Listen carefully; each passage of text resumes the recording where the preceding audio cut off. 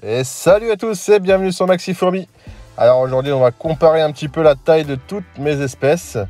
Alors à droite nous avons les Camponotus liniperda, à gauche les Messor barbarus, en haut les Myrmica rubra et en bas la Camponotus cruentatus. On peut voir du coup qu'elles sont vraiment toutes différentes.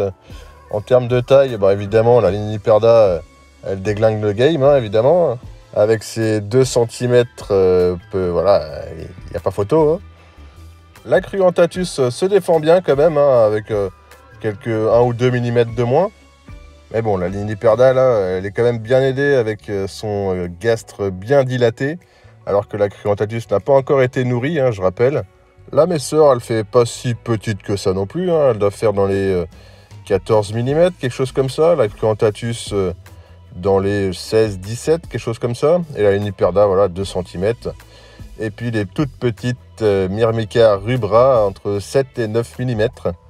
Ce sera intéressant aussi de comparer les majors de toutes les colonies, à part pour les Myrmica rubra évidemment, mais ce sera intéressant de comparer la taille des majors aussi, qui vont être plutôt imposants chez les Cruentatus et les Liniperda.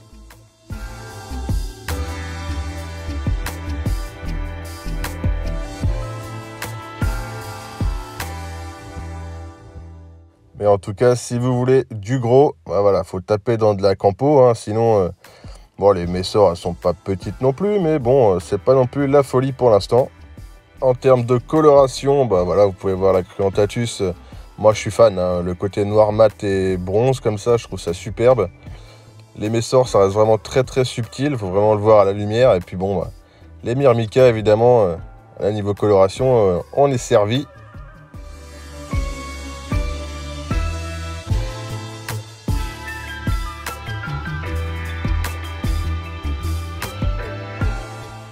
Après, les Camponotus restent vraiment très calmes. Alors, pour l'instant, elles ne sont pas nombreuses non plus, mais pour l'instant, elles sont vraiment calmes. Alors que les Myrmica, c'est la folie. Là, ça bouge de partout, dans tous les sens. Dès qu'on met une mouche ou un truc comme ça, elle ne fait pas 10 secondes dans l'air de chasse. Et déjà, hop, directement dans le tube.